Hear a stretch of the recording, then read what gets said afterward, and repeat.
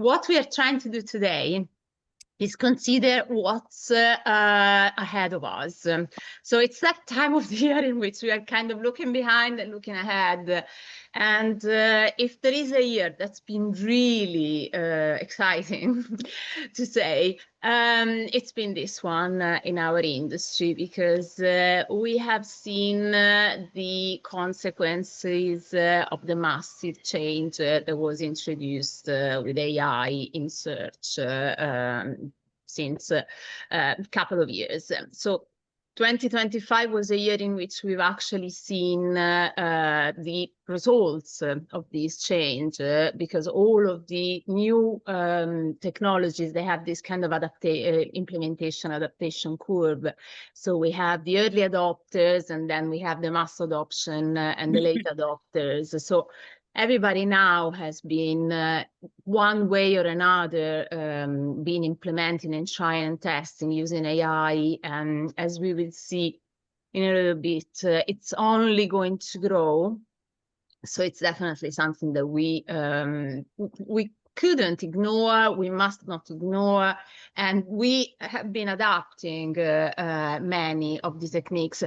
And one thing that I wanted to just say as we start, you may have heard people saying that GEO, AEO, as they call it, is a completely different kind of ball game.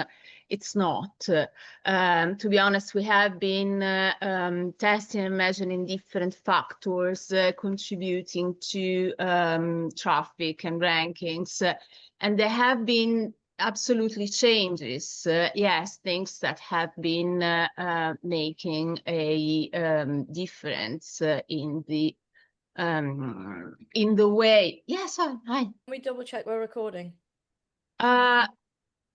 Yes, yeah. And if you want to record on your end as well, it's always safer to have two, just in case. Basically, what is the ratio of new versus, existing things versus new things? More or less, you can quantify as an 80-20, the classic kind of Pareto balance. So, because SEO is one of the industries that really likes new shiny objects. Whenever there is something, kind of everybody goes for the new trend, and sometimes they seem to forget the fundamentals. So we will go back a little bit as to fundamentals, how, if they have changed, but absolutely. We know that there is a 20% that can make the edge, specifically for AI search tools, but we need to remain aware that it's not that incredibly massively different in general. So let's see if I can just move. Okay.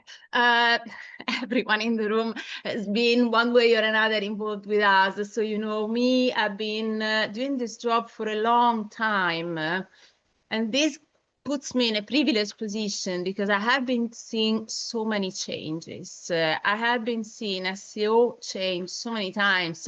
And actually, since I started saying SEO is dead. I don't know if it was me bringing back luck, but they always kind of claim that SEO is dead or about to die, and it hasn't yet. It's just changing as things do. So all of the massive changes that I've seen in the algorithm, from the panda, the penguin, the hummingbird, all of the cute animal names have shaken the ranking so much, and now these other super big wave. And the agency, as you know, is specialized in SEO only. So we only optimize websites. We don't do anything else, which again puts us in a privileged position, because if you do one thing only and you're really laser focused, you can see a lot of proof and actually dynamics happening in real time throughout the industries. Now, I will go a little bit into theory, but as you know me, I never use jargon. So if there is anything that isn't clear, please let me know, but I really, really like explaining all of these things, not at an obscure science, but a very, very simple, plain kind of thing. So what has not changed is human behavior. So even if there are machines, humans are still using it. And the main motivators bringing somebody to use a search tool still remain four at the moment. There is the need for information. So human using search tools to find information.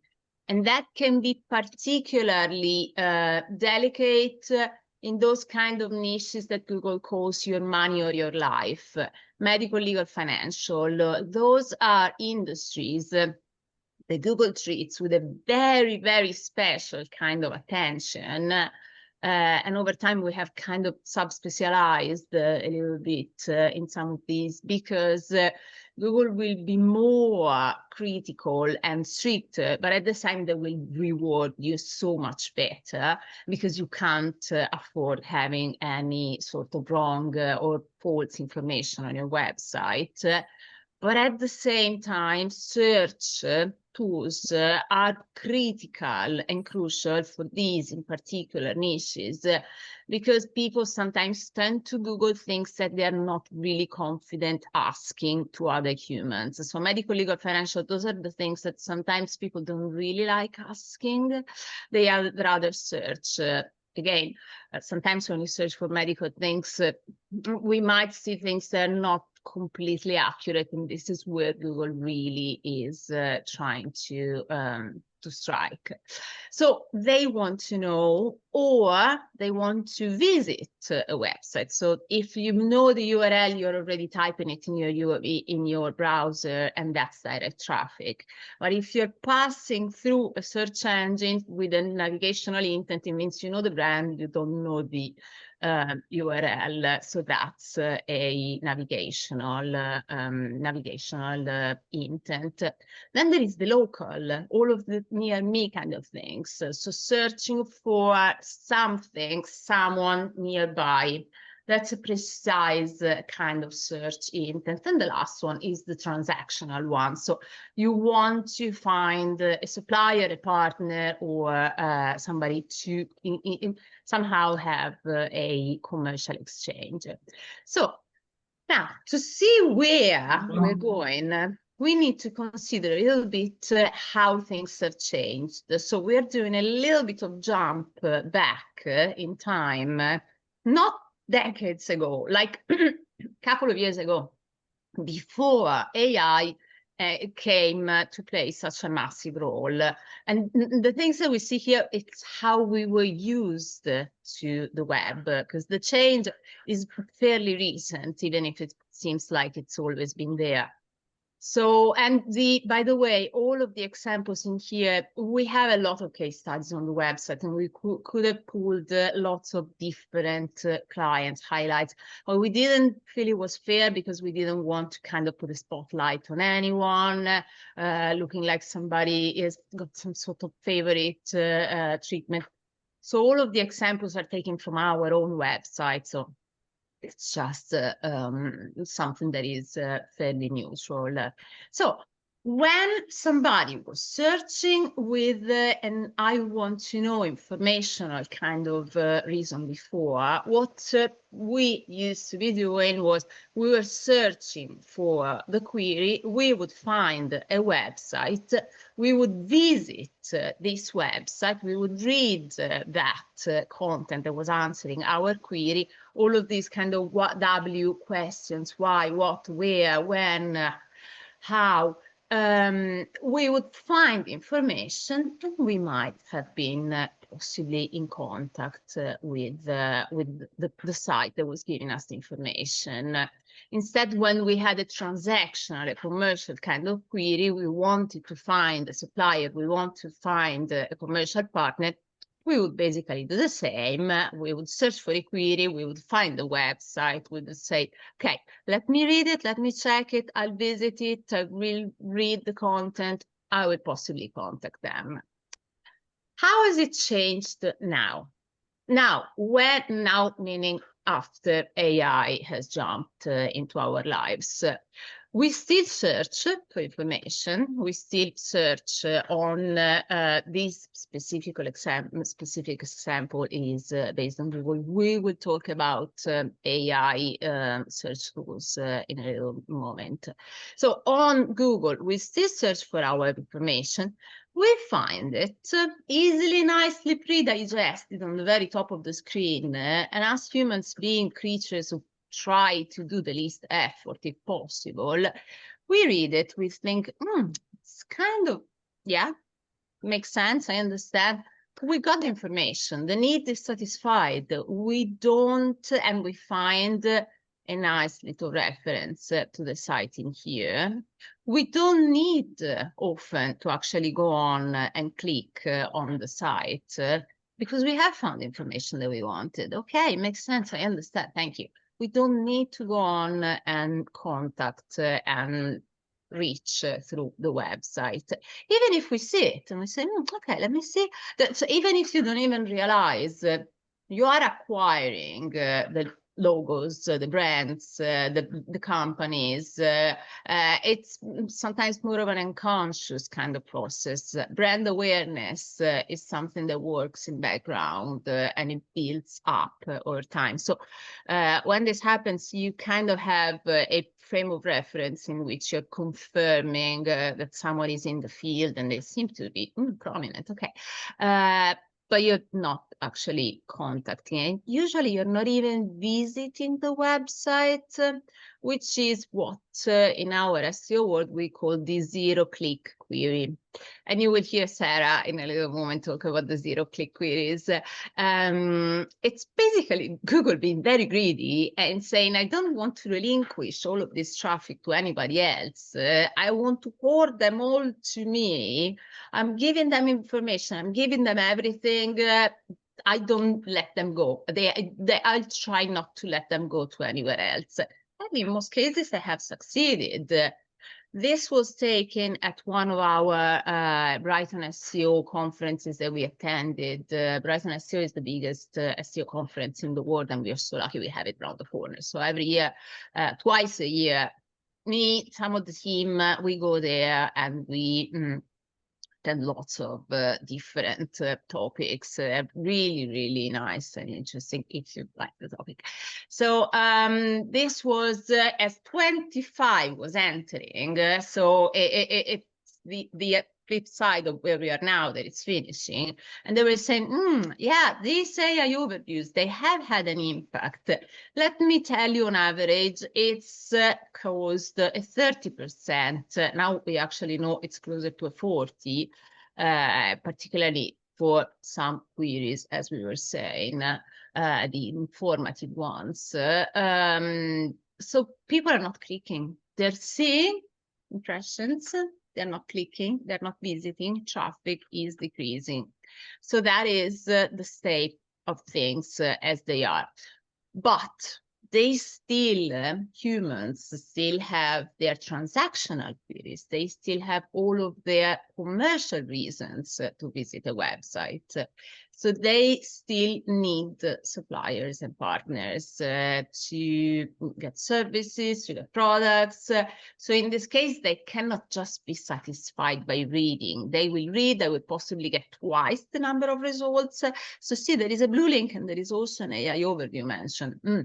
So it's double the reference and the information. And they need any way to get in touch with someone. So the contact, the inquiry, the purchase, if what is driving them is a commercial transactional need, that still needs to happen because you can't yet do purchases and things like that directly straight from that. That is probably something that will happen more within the future. But as of things are now, all of the transactional, navigational, and near me sort of queries they are still actually generating traffic. So we have lost absolutely on some of the traffic that comes from informative reasons, but we still need to power up on what is remaining if we want to drive people onto the websites. AI overviews are not going anywhere. And these zero-click queries, we know that they cause loss in traffic, but at the same time, you cannot have the biggest spotlight placed on your brand because you're up there immediately top of the page. And even if somebody wants to read something about a topic that you have created content for, you're still there. And it's better if you are there than a competitor. So still, if the question is there still a point for creating informative content? You cannot measure it in traffic acquisition for these things because traffic acquisition has decreased, but the share of the market in terms of brand awareness, they will see somebody up there.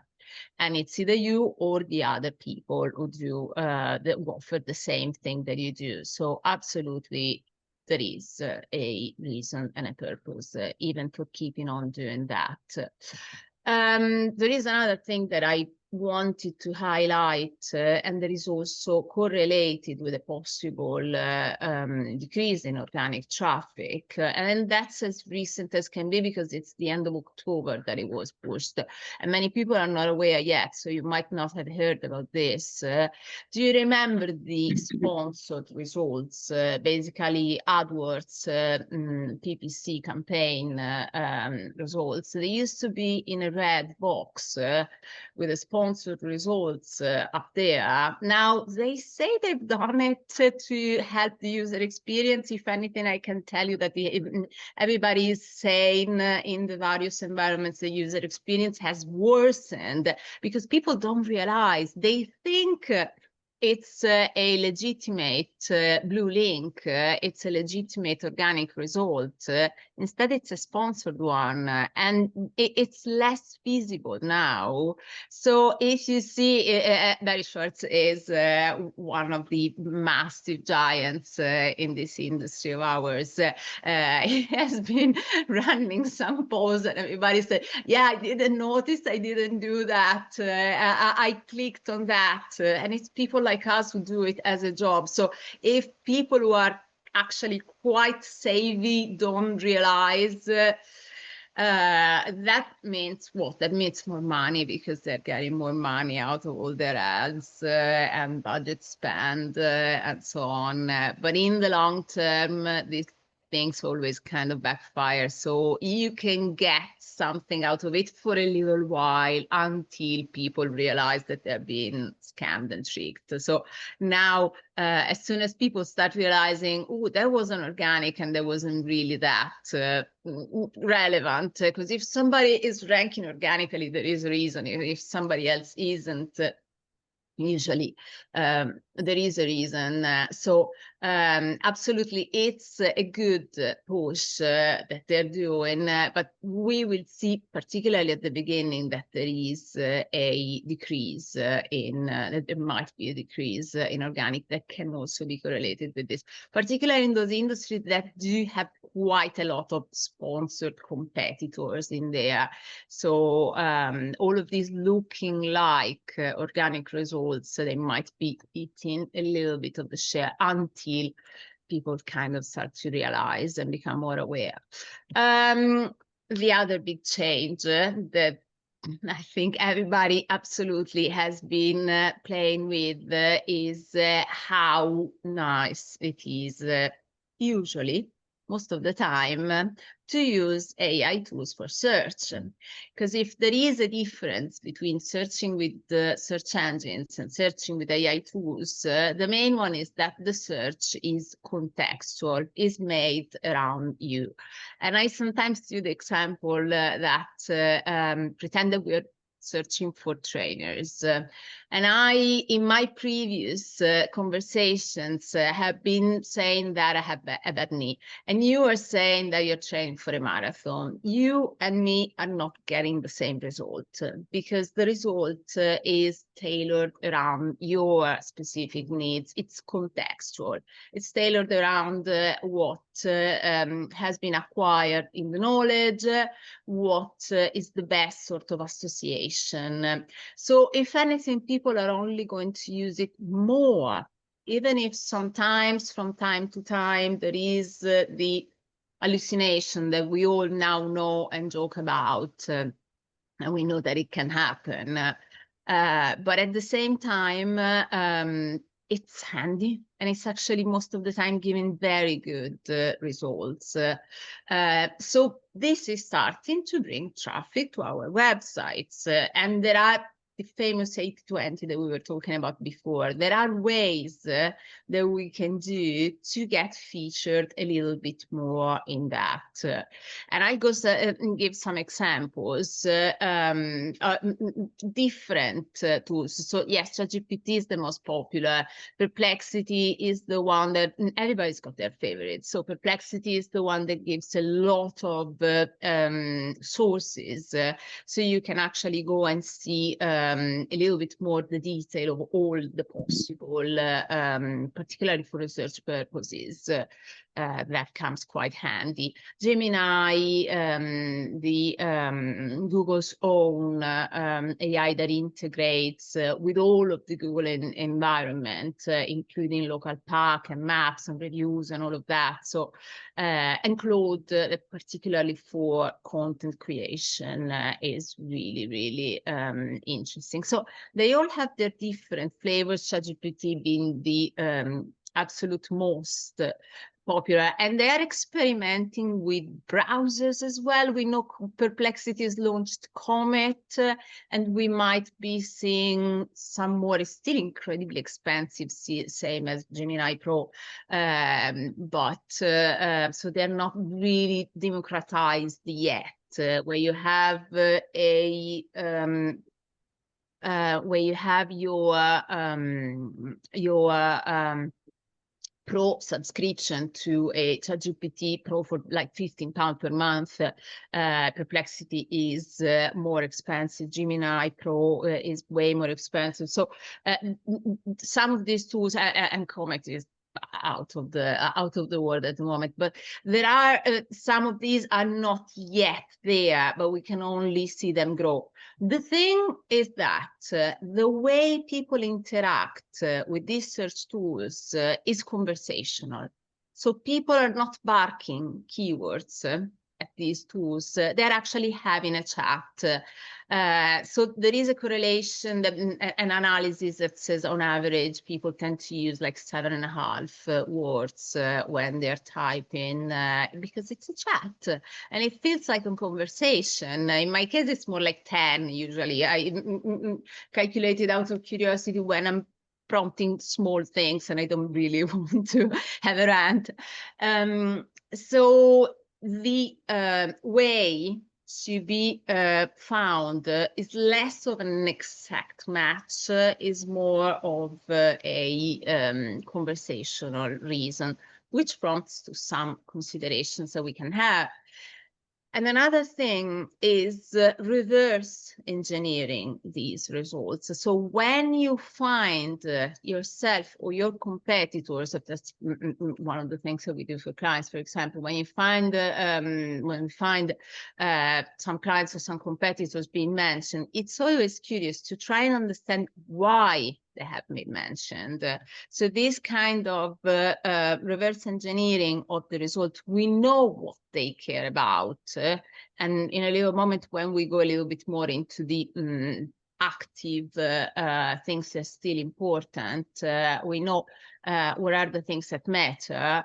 But we can also kind of see it from here. For example, if you see in here the reason why stated specialism. So I'm asking, can you find me? And I'm going really niche because I wanted to kind of test case studies in association with the AI search results. So I'm going quite niche in my search in this case, and local results as well. So nice, interesting thing that you find is that obviously you're not on your own. You're never fully mentioned on your own, which kind of replicates what you see on a search result. So they're giving you the choice, but they're motivating the choice a little bit more. So you don't just have the meta description, the tiny 155 characters of the region that makes it or breaks it. So you craft it in a way that improves the click-through rate. You make it a little bit more engaging. In this case, they are explaining why they have given. And if they're not, you can ask, can you tell me why I wasn't mentioned? Can you tell me why you mentioned these guys? And it's always quite an interesting exercise to do. We do it for our clients. In this case, stated specialism. So yes, the test is correct. Case studies, if you mention them, it's an easy win. And sources. The interesting thing in this case, for example, was clicking on the source and finding that we were recommended because of the stated specialism and because of this odd directory that I had completely forgotten about. So I clicked on it and I checked. It was something that we associated ourselves with. There was still the old logo, so it was 2020, before 2024. So it's an old thing, but it was still out there, and it kind of reinforces the knowledge. Again, there is nothing new under the sun. We know backlinks, we know digital PR, third-party links, link building is the essential in these cases. And we know that it's giving even the AI tools a strong endorsement of the value of a possible result to be shared. Let's see if I can move on. Yeah, this was with ChatGPT, asking and checking and seeing again why some are mentioned. And in this case, they emphasize, so again, claim strong results. So orthopedic clinics, we are mentioning in this case, it's a reinforcement of the importance of content. So the content needs to match. And it's one of the reasons why we keep reinforcing this kind of conversational tone and frequently asked questions, because it's in the content, it's there, they are stating that they do that.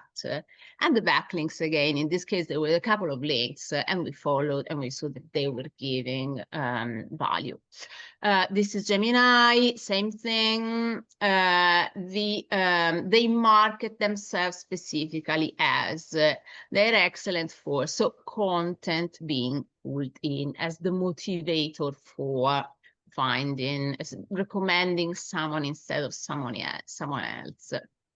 So let's spend a moment to consider what's changed and what's still the same. So we still have search engines, and we used to only talk about Google. Now people are kind of rediscovering Bing as well. They used to be the small neglected child of the search engine world because nobody was using it. And now, since ChatGPT, OpenAI belongs 49% to Microsoft, people are rediscovering Bing as a search engine, and it still functions pretty much same as Google. Search engines are mainly constituted by three main elements. The index, which is, as you know, this massive library of all the websites of the world. Imagine it, every website, every web page is there.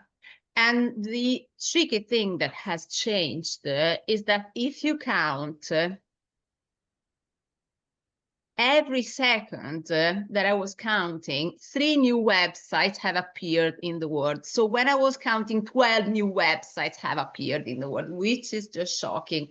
because now churning content out there using ChatGPT has become so incredibly easy that there are some content at scale kind of processes that happen, and there is always people who try to somehow move across the rules and try to benefit from exploits of the system. Usually doesn't get them very far, and it backfires. So now we had in 2025 the unhelpful, they called it the helpful, but it's actually the unhelpful content algorithm update, in which they became even more, even stricter with the content that is published up there, because the algorithm is the thing that decides what makes a site rank, because you have this index with all the sites, you have your tiny crawler bots that we imagine as tiny spider bots. They're basically programs. They're programmed with a checklist. Let me check what this page is about, so I need to save it in the index and understand what it's about, and maybe somebody needs for something and it's a good match. Okay, let me checkbox. Let me check what's in the title. Let me check what's in the H1. Let me check what's in the meta description, images, content. Okay, that's what it's about. Let me associate it in the index. That the algorithm, out of all this incredible amount of sites and pages, it needs to decide the very best ones, which is an incredibly tricky task, because you need to do this kind of log match, and it's not easy at all, because the number of sites available has increased massively.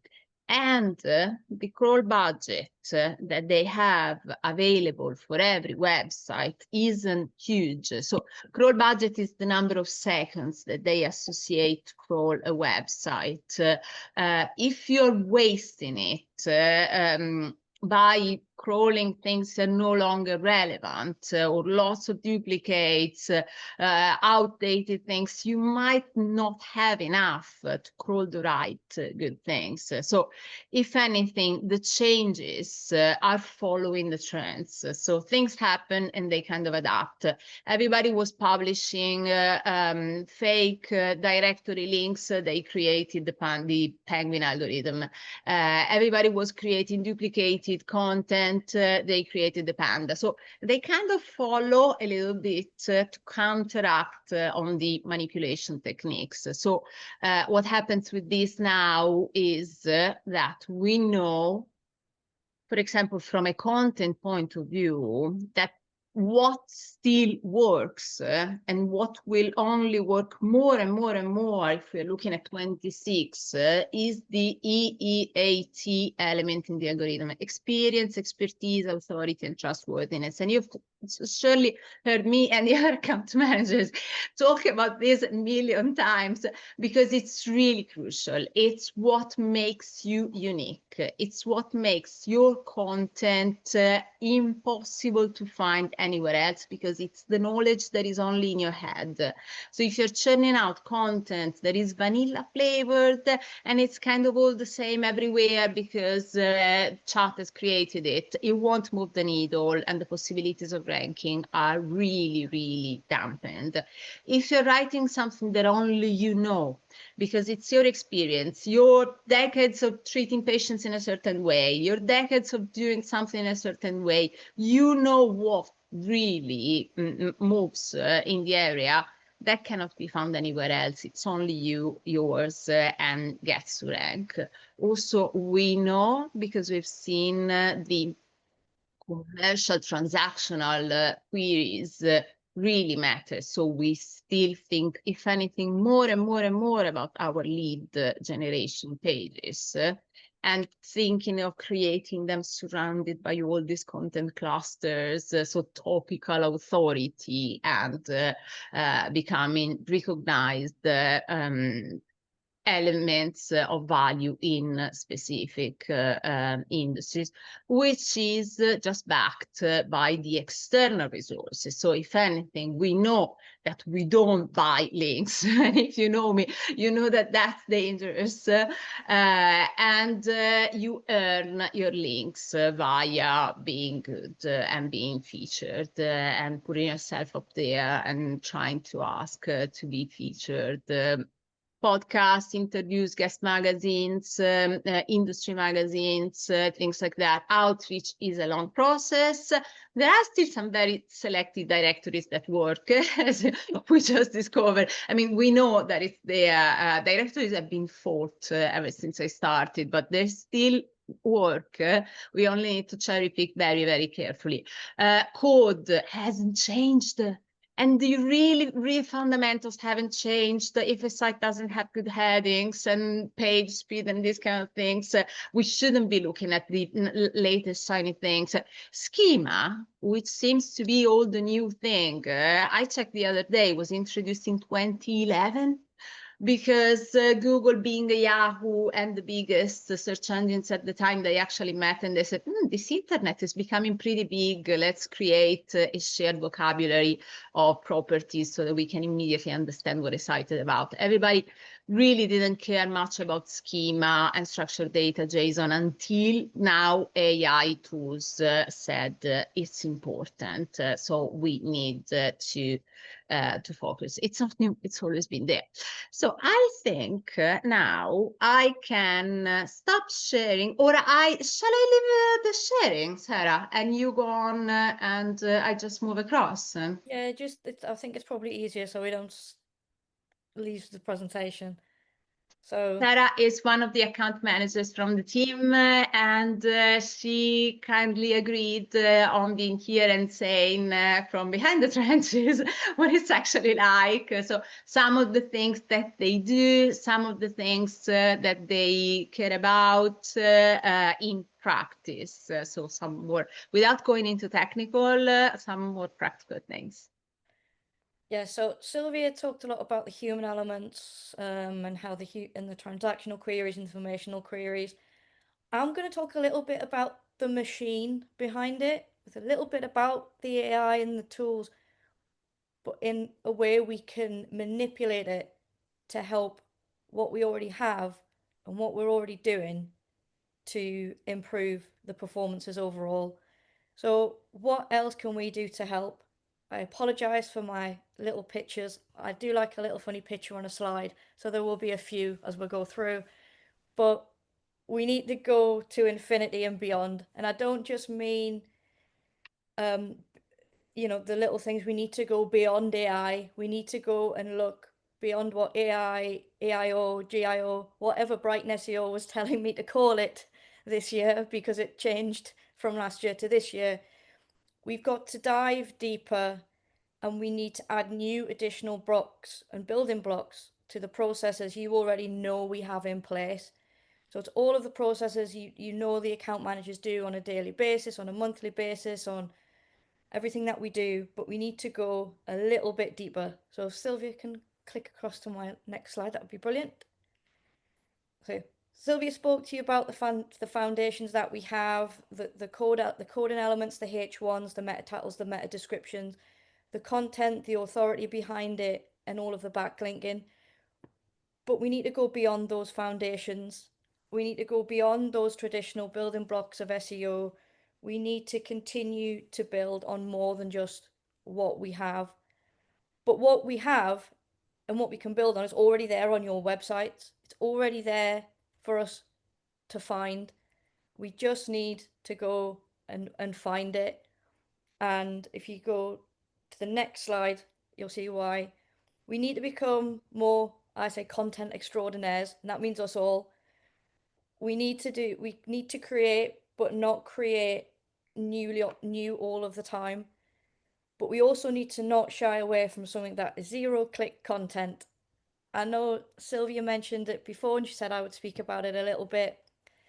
Zero-click content is something that your site already has, you're already having impressions and views for, but it's coming up in an AI overview, so you're getting an impression for it, but they're not necessarily clicking through.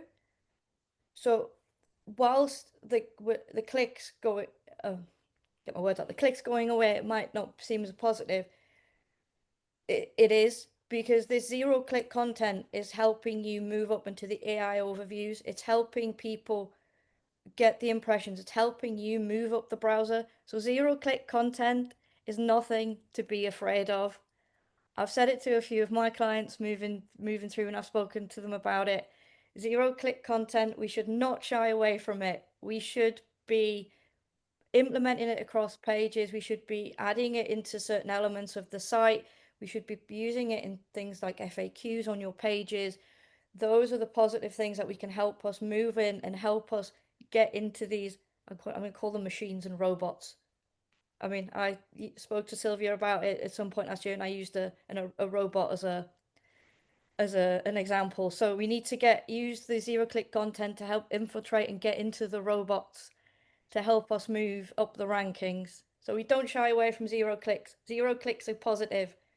So if we go to the next one, we become SEO data analysts. It's not as scary as it sounds, especially if any of my fellow account managers watch the webinar as well. We need to just analyze the data that you are already providing us. I know it seems a silly thing to say, but the content optimizations that you guys provide us, the information you provide us for the pages to help us optimize, the tools that you've already given us access to help us manage your account, we need to analyze what is in those tools and what is in that information. So then as we become a data analyst, we find out even more. And these even more things are the things that, again, help us go into the AI overviews, help us move up the rankings, and just give everyone who comes to your website a better overall user experience.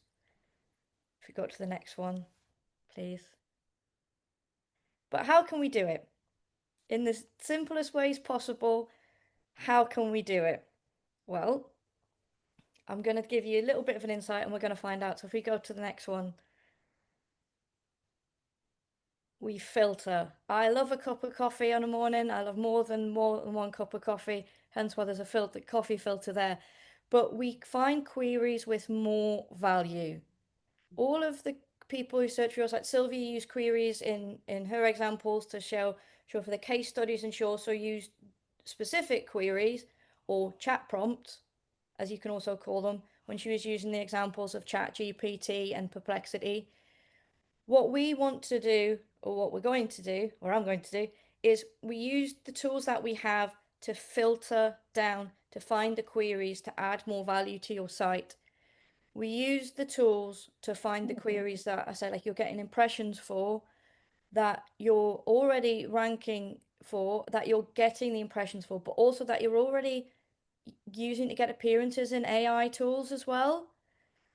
So whether it's an AI overview, whether it's a question, whether it's the frequently asked questions, we use the tools to find those, and we start implementing those across your content and across your pages. The filtering takes place across many of the tools that we have, but once we get the data and we find the right information, these pieces of information are gold. But how do we find the queries, and how do we filter it down, and how do we go even more?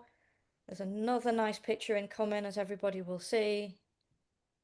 We dig for SEO gold, and there's gold in them. There's gold in the data. We use mining tools. We use pattern mining, and we get our data analyst shovels out with our little SEO tools, and we mine this data.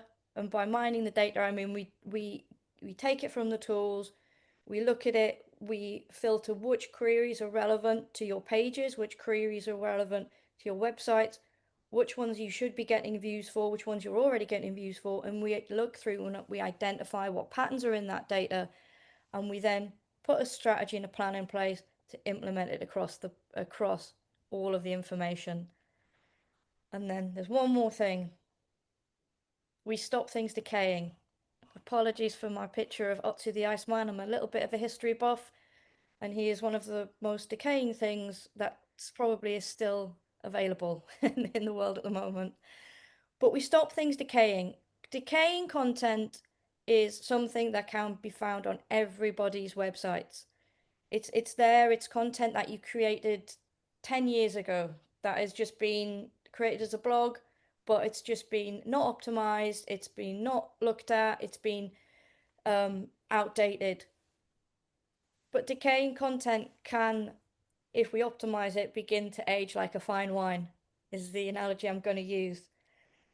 Because once we find the content that is decaying but is also still relevant, can be used to make be made evergreen again, we can use all of the things I've previously spoke about: the data mining, the filtering, the analysis, and everything all builds into one big filter. There isn't another picture of a filter, but it all builds into one big filtering process to then optimize your content to make it relevant for not just the humans but also the machines as well, which is why we can move up and get everything working in harmony in theory to improve your rankings. And yeah, I'm really, really grateful, Sarah, that you mentioned some of these things in a way that doesn't scare people too much, because we can get into detail and start talking about the filtering, the regex, the search console and so on, but that is something that is kind of for passionate about this kind of thing. And we wanted to keep it general. So mentioning that if anything, now more than ever, we need to use the data that we have in a very careful way, including server logs and all of these kind of things that we can definitely do wonders. It's that 20% more that makes the difference, together with the core basics. They're not to be forgotten. So if you are thinking about, I don't know, the 1,000 clients in here, they're considering, I don't know, I'm DIYing some of these things. Still, if you consider your fundamentals, your page speed, your headings, your content, keeping it updated and so on, you are doing more than most. And you're doing 80% of that. So don't feel like it's daunting or it's worrying. There is a lot of trends into this geo, AO, and people scaremongering a little bit into you need to change everything the way you've done it before. It's not, absolutely.